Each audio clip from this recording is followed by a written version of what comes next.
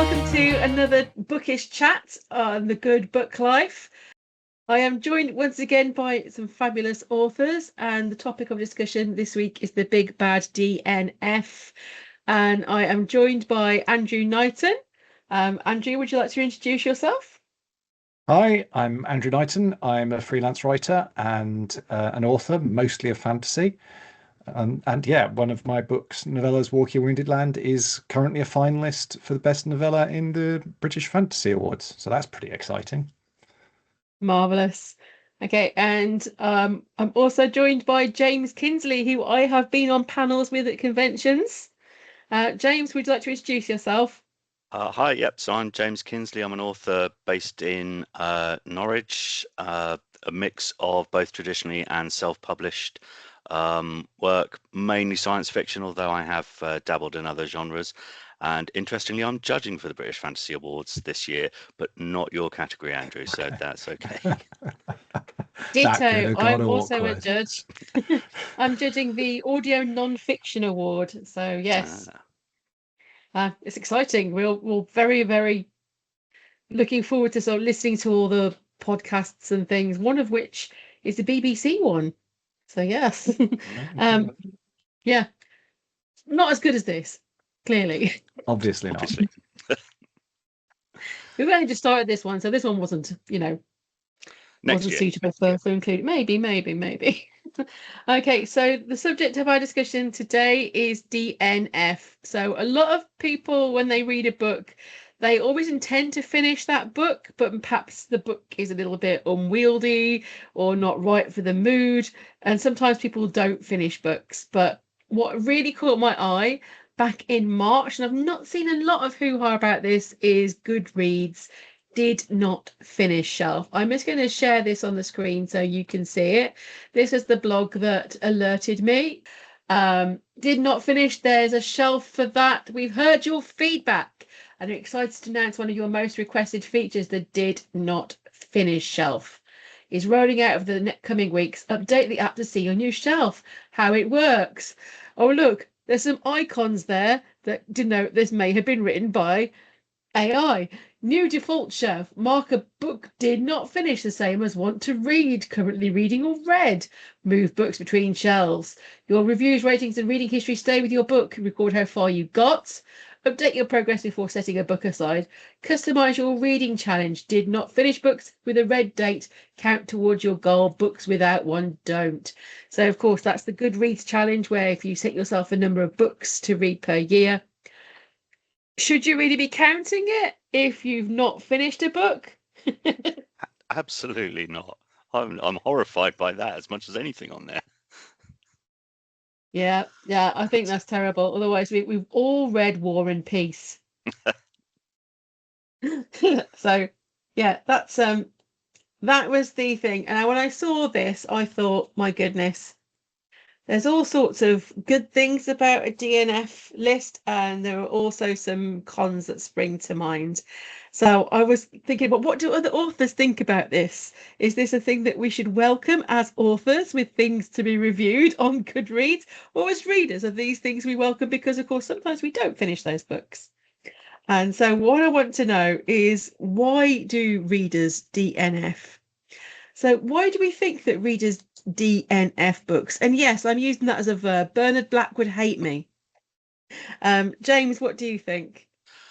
Well, I mean, I will start off by saying I was quite surprised when I went back to look at my DNF shelf, because I had it in my head that I'm one of these people who always reads to the end. I will fight through to the finish.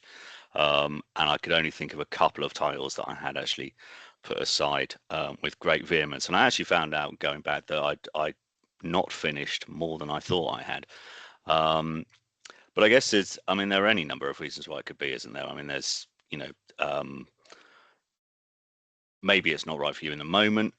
You're just not in the mood for it. Maybe it's just taking too long. And I know I've had books where I've not even necessarily not been enjoying them, but it just feels like such a chore. And I suddenly reach a point where I realize that I'm actively not reading because I don't want to pick this book up anymore. And it's not a judgment on the book per se. It's more of a judgment on me. But then there are books that I've not finished because I've absolutely hated them, and that's fair. So it's about, reading such a personal taste thing, isn't it? It's certainly as an author, I'm not perturbed by the idea of a do not finish shelf. I think it's perfectly legitimate. You've got to accept that everything you write is there are going to be people who don't dig it for whatever reason, and that's okay.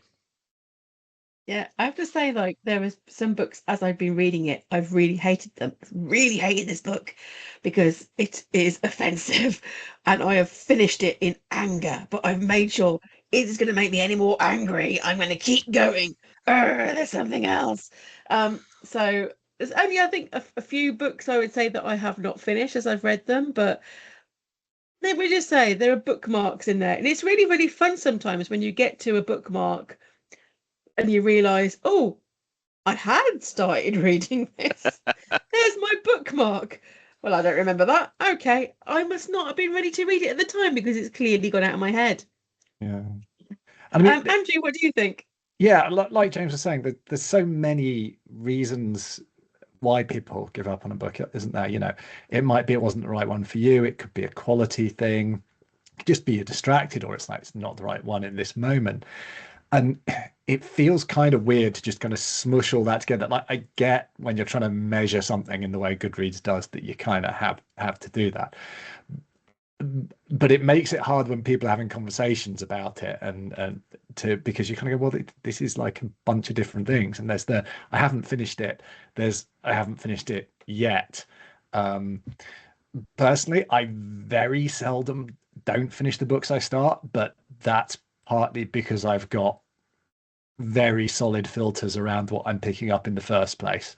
The good thing about being part of a community like the British sci-fi and fantasy community is you go along to loads of events, you meet the people, you see who's smart, you hear what their tastes are, what they're working off, you hear the reading stuff, and you've got a good idea, and you hear all the good recommendations. So I'm never just going to a shelf in a bookshop or on Kobo or somewhere and going, oh, that's got a nice cover, I'll give that a go, because I've got 40 other books that were already waiting. And so I think I've only had, like, even with that, and with picking up things at conventions where it was a bit of a whim, I think I've only had 2 fiction books in the past 5 years where I was even like, I'm not enjoying this. And both of those were relatively short and were people where I'd met in person and I admired what they were trying to do. And so I went, you know what, I'm going to finish this anyway. I wouldn't have done if it was like an epic. And there have definitely been series I've given up on which is kind of, I don't know how much that is the same thing, but because you get to the end of one book, you go, that was good enough to get me this far, but not enough to get past the break, that moment where you put it down and the next episode is another bit of pulpitry sitting on that you would have to pick up. So yeah, I think most of the time if I have a break in a series when I'm reading it, it's just because I totally intend to read the next books, but I fancy something different next, and I will get onto those other books, but then I just don't, then I forget what happened in the first book. So that's why I appreciate a summary at the start of a second book or a third book. More authors should do that. It's great. Catch up. Maybe they could be like special middle-aged versions, like they do versions for teens when they have the different cover. They could have middle-aged versions that have a synopsis of the previous book for us, so we can remember all the stuff we've forgotten. Yes. I say us, I don't mean you, Donna, obviously, but middle-aged? What? Thank you for the flattery. I am very ancient. 200 years old already. So the other thing what I might not finish a series for is the flabby middle. If somebody has written a flabby middle of a series, often that might be because they have a really good idea for the series and that's what they've pitched.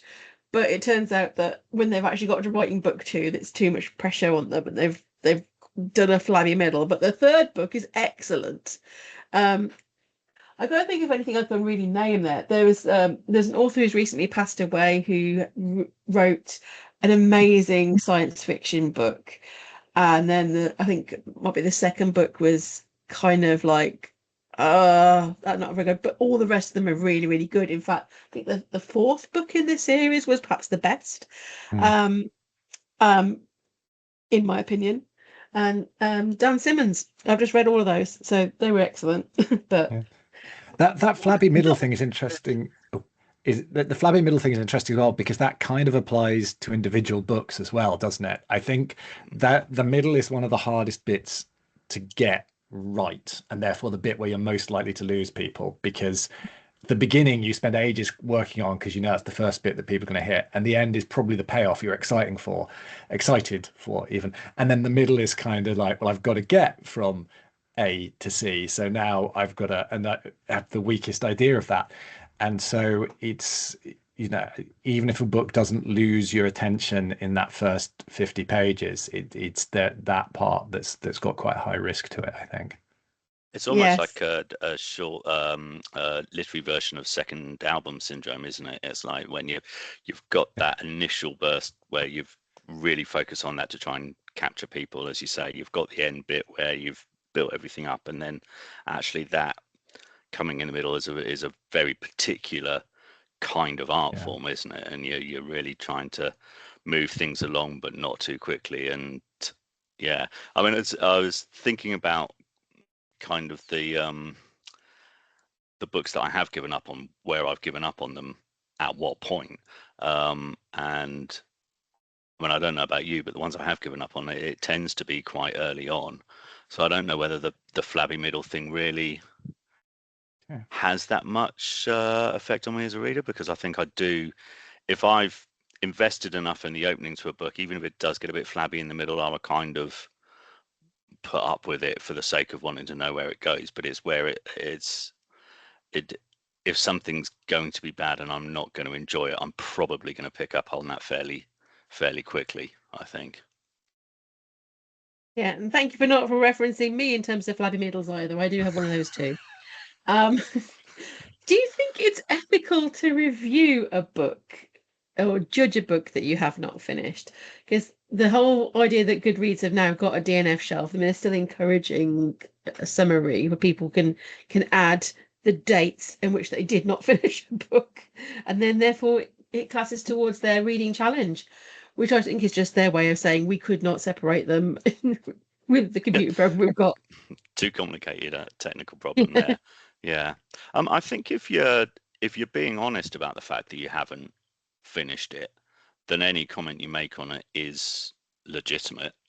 I mean, it can be, if people like your tastes and have similar tastes to you and not rely on, but come to you for, look at what you're reading and think, oh well, if they enjoy it, I'll probably enjoy it. Then yeah, to give them some kind of indication that this really wasn't for me, and if you've got similar taste, therefore it's not going to be you, is fine. But I think it is, yeah, as long as you're being honest about the fact that this is my opinion after reading the first 50 pages of this book and I didn't get any further, that's fine. I actually think in some ways it's quite important to have that out there as part of the reviewing ecosystem. How you approach that depends upon what sort of review you're doing. If you're, I don't know, like a mainstream journalist and you're reviewing a book that's going to go in a big site or a big newspaper, then there kind of is, and you're being paid for that. There kind of is an ethical obligation there to finish it and do that. If you're just a reader and you're doing it, then I think there is actually some value in having that, or an amateur reviewer, someone who's just doing that as a hobbyist thing, like so many reviewers are in our sphere, because there's not the money to fund it otherwise. Actually, there is value in having those reviews, because if you don't get the reviews from the people who didn't finish the book, then that is going to bias the reviews you are getting, because all the people who are put off by something, possibly something, whether it is something bad about the writing, or it's not to their tastes, which helps people pick stuff, or whether it's like, actually, goodness no, there is something morally abhorrent going on in this novel, do not touch it with a barge pole.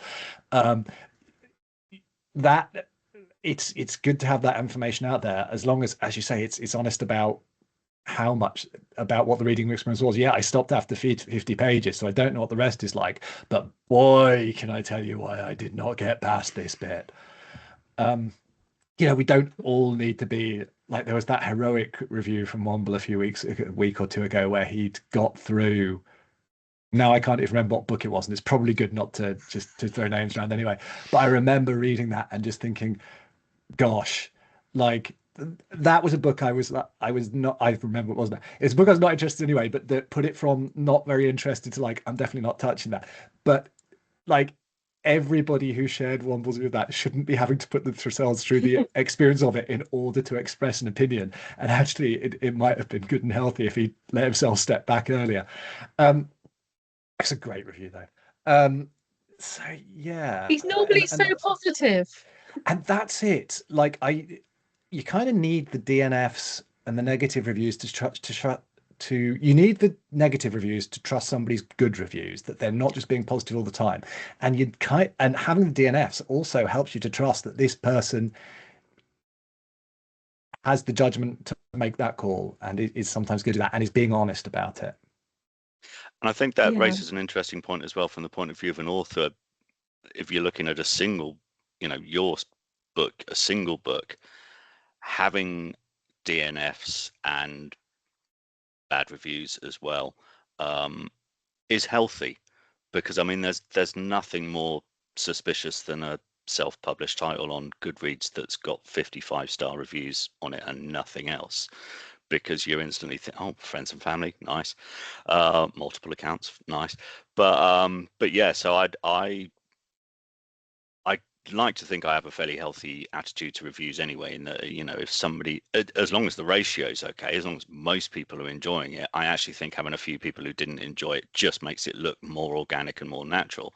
So, and again, DNFs form part of that. If as long as it's not the majority of people who are not finishing it, then that's okay. And if it happens to be that a lot of people are not finishing it, and some of them are saying why, then you as an author have got something to think about. Think, okay, a lot of people were turned off at this point by the style of writing, or this particular thing that I didn't handle very well, and therefore I can learn from that and do better out next time. I mean, we all want to be better writers all the time, so I think that kind of feedback is healthy to know. It's all feedback is good feedback, really.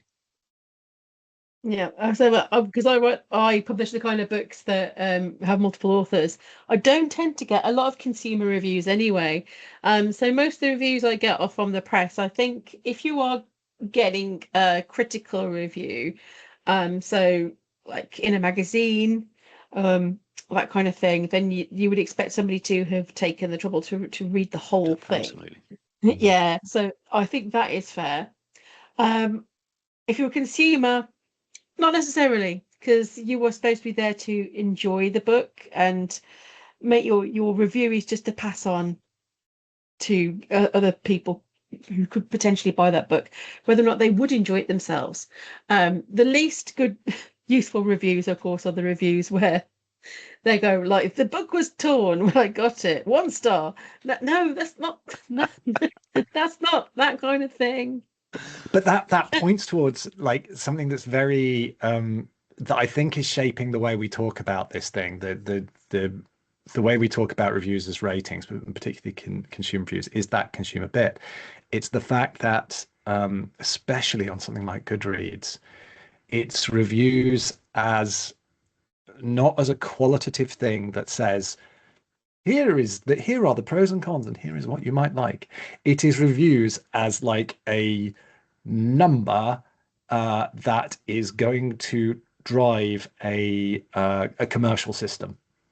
So it's very it's that element of modern society with all of its flaws, and that changes the stakes of the review, because that at that point it can become about people's livelihoods. It can become about the chance for book succeeding, and that puts a weight and like, I think some people feel almost a moral weight on those reviews that is not really fair on poor Joe, who just wants to record this one book that they did not get on with.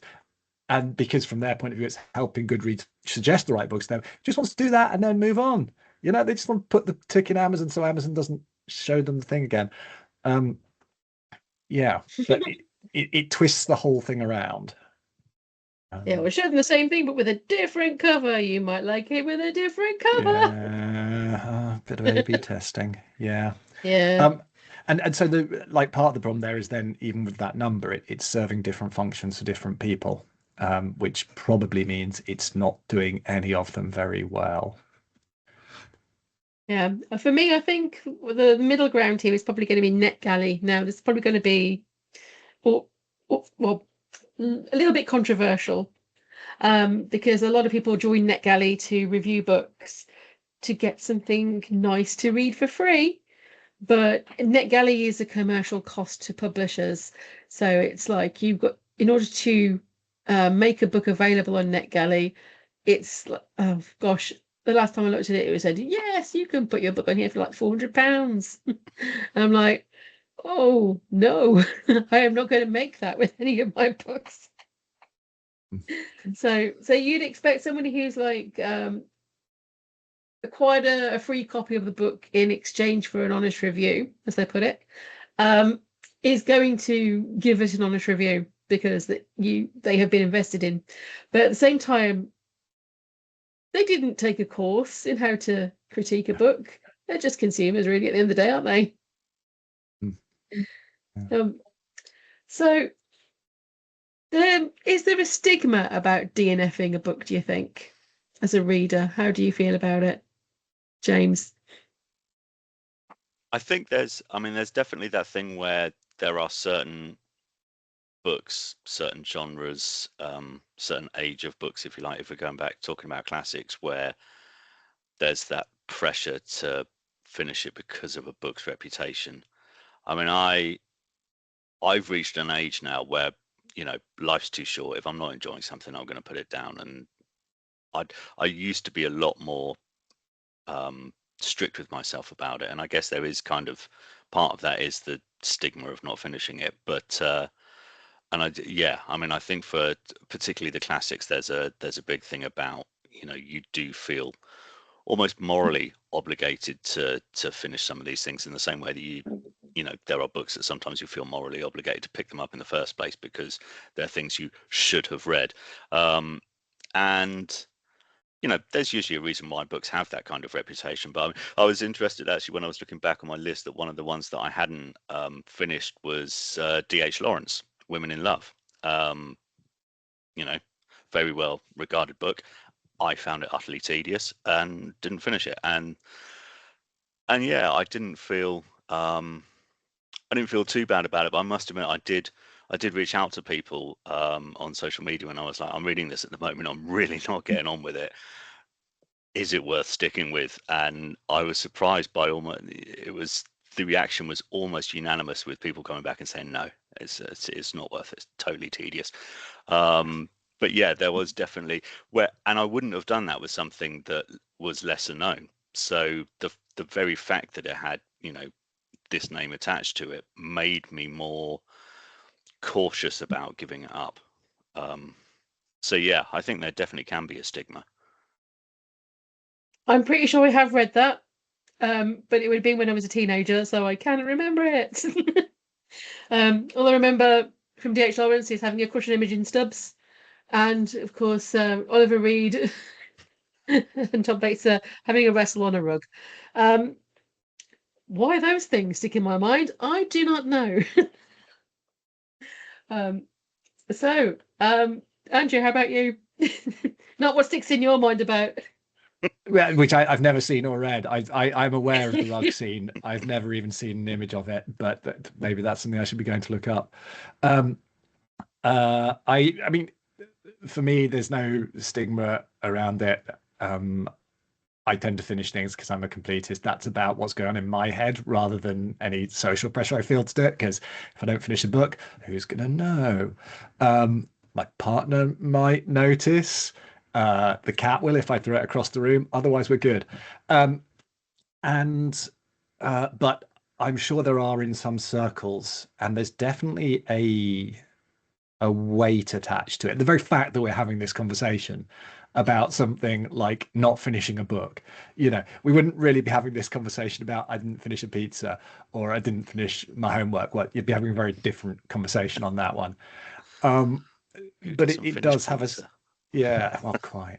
Well, Wait, if you people don't who finish got an the extra big pizza, one you and have save it for breakfast breakfast. pizza. Exactly. Don't have breakfast. You could have breakfast book. Just be like, well, I saved a bit of D.H. Lawrence for this morning, so I'm getting cold Dolly read now. So I don't feel that, but I do think it's interesting that there is clearly different views on this in certain subcultures and probably certain reading subcultures, and I don't know enough about how it's different between them to navigate those conversations. I wouldn't know what the expectations would be with, say, a romance reader or a historical fiction reader if I said, I didn't finish that, it wasn't for me. Yeah. Are there any books that were redeemed by you? Can you think of anything that you started reading and then finished later? Yeah, it's so it ties into something else I was thinking about this, which is, the concept of type 1 and type 2 fun. So this idea that there's the stuff that you do because it's just straight up enjoyable fun, and then there's the things you do because kind of it's satisfying. I climbed the mountain. So for my 21st birthday, a dear friend of mine got me a copy of Ulysses by James Joyce because he loved Ulysses. And I tried to read it, and my God, that thing, I was just like, it's the opening's fantastic, but I got a bit away and I was just like, this is not. And the bookmark stayed in, and the bookmark stayed in for like 20 freaking years.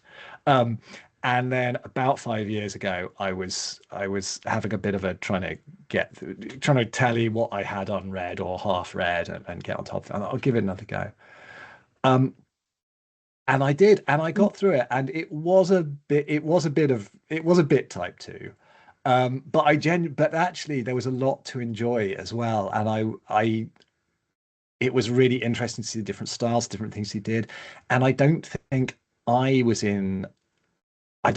thought about literature in a way when I was 21 that would have let me get the value out of that. I got the value out of that because I had another, like at that point, 20 some years of experience, conversations, going to conventions, thinking about books, doing my own creativity, to go into that and go, oh, wow, okay, this is what he's doing. This is what it's about. This bit might be a bit of a trudge, but I know when I get to the end of this chapter, I'm still going to be like, oh, that was really interesting trudge. And then other bits I was like, oh, well, that's just delightfully written, or that is freaking bonkers. So yeah, that one redeemed itself for me. The other one that I forced myself through as a classic was Dostoevsky's Crime and Punishment, and I'm less convinced that was worth the effort. And then I'll go listen to podcasts, watch YouTube things where you see these people just go like, it's the most amazing book ever, and I'm like, did you read a different book from me? Because I get that when this book came out, it presented something entirely new and revelatory. Fine, but like it's 150 years later, or whatever it is by now. Like, is there nothing else that was doing this better for you? So anyway, but yeah, so I guess it's the classics again, James. It's how we relate to those, isn't it? Yeah, absolutely. Yeah. I don't even think it's Dostoevsky's best book, is it? I mean, it's, let alone being, it did not make me want to read more Dostoevsky. I'm telling you that. I've got to admit that I was thinking about this beforehand, and I struggle to think of anything that I've gone back to.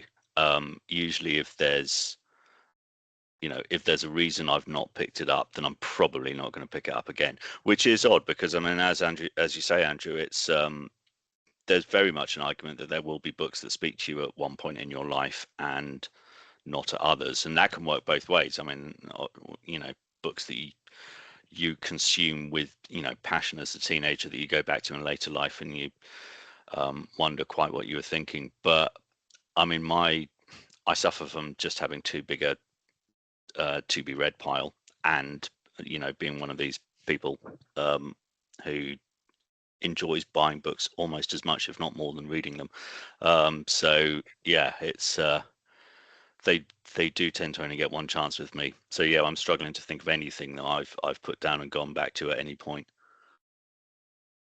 if I'm honest. Yeah, for me, it's Susanna Clark, which, because the book was there, I'm going to have to turn around to look at the title. Is there? Oh, Stranger Norell. That one. Jonathan Strange and Miss Norell. Yeah. I remember reading this. I had it at a book as a kind of buddy read with my friend from work, and then we were like coming in going, "How have you got on?"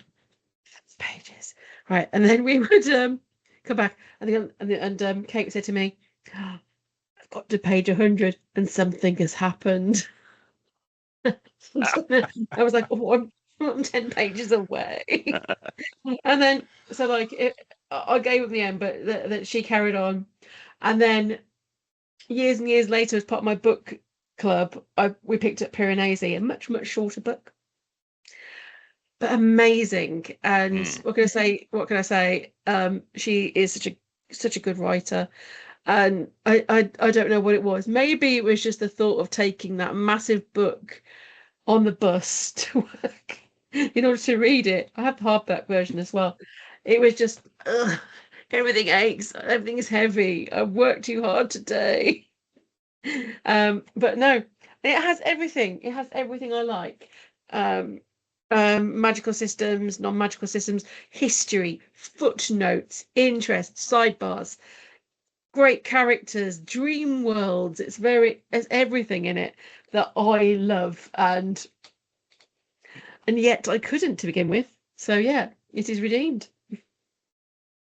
And it kind of brings up a really basic point as well, which is almost so obvious that it barely needs saying, but length of a book does make a big difference.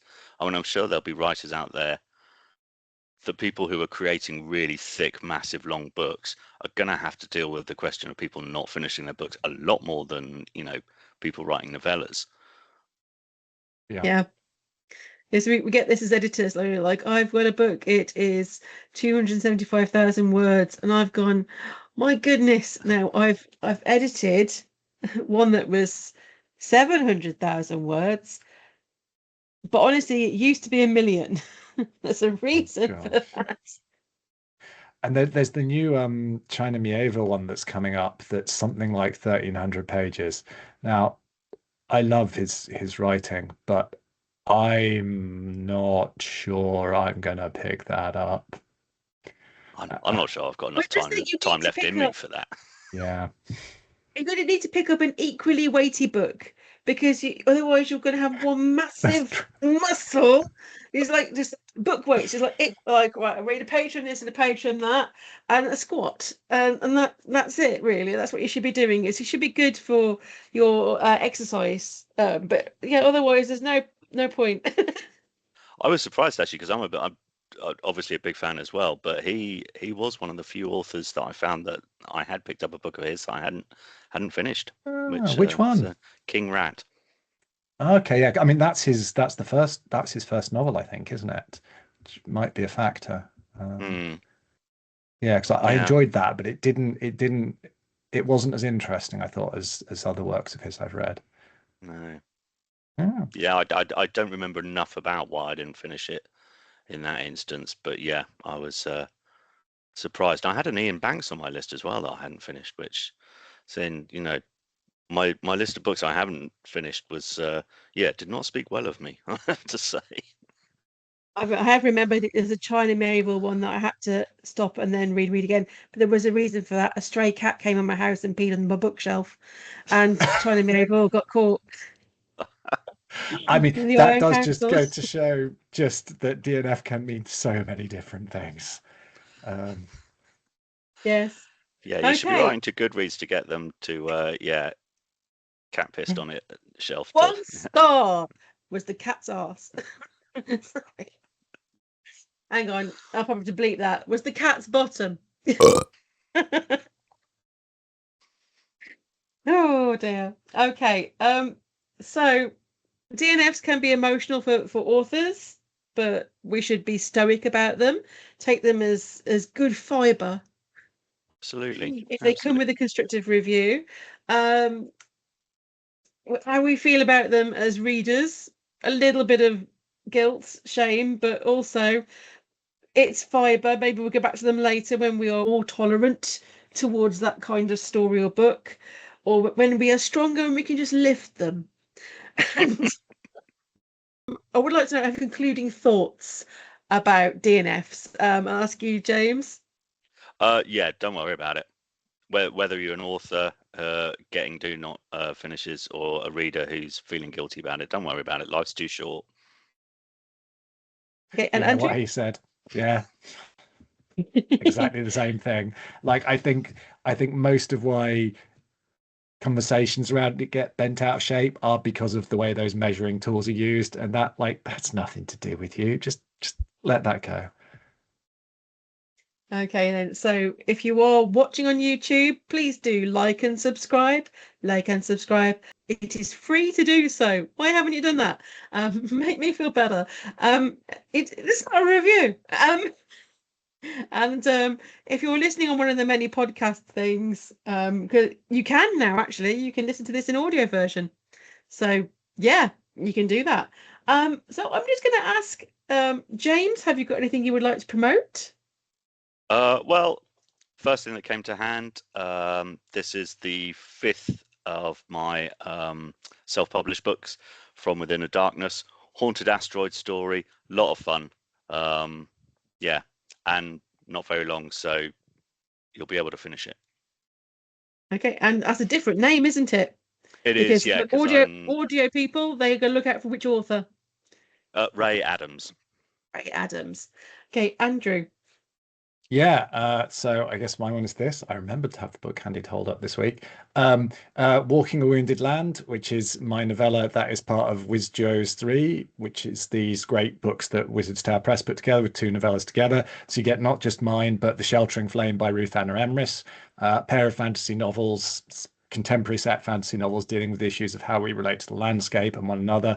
Walking a Wounded Land is currently on the shortlist for the British Fantasy Award for Best Novella. So at least some other people thought this was worth reading. So you might get to the end of it, and it's short, so you're less likely to give up just because like it's 200 pages and nothing's happened. Stuff happens. Yeah, that's there. Yes, but of course you can't include it on your Goodreads challenge until you've read the other story as well. It's a whole book. I'm wicked that way. Anyway, this leaves me to say thank you very much to my guests, James Kinsley and Andrew Knighton. Thank you very much. And goodbye to everybody at home. Goodbye. Bye.